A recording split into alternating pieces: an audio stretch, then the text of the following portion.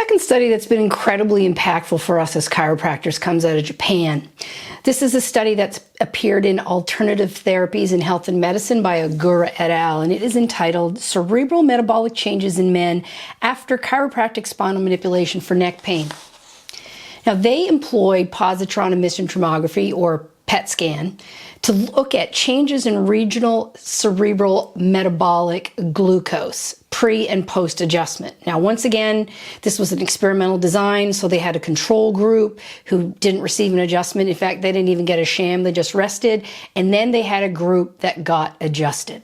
Now, what do you suppose happened here? Of course, in the group that got adjusted, they saw positive changes in cerebral metabolic glucose. Not just random change, but positive change. And in the group that rested, there was no significant change at all. Now, the magic in this study is that the area that was impacted was the prefrontal cortex, anterior cingulate cortex, temporal cortex, and cerebellum. Now, we've long known that the cerebellum is involved when you have a chiropractic adjustment. We didn't know about these other areas. Why does this matter? Turns out, in studies that they did on meditating monks, these very similar areas are impacted. Prefrontal cortex, cingulate cortex, temporal cortex.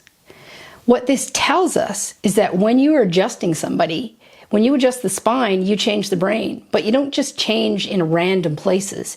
You change the brain in areas that make us uniquely human, that allow us to experience consciousness. So that when you adjust someone, you're not just affecting unconscious behaviors controlled by the cerebellum, like locomotion and things like that, but you're actually experiencing the brain in ways that allow us to feel more life.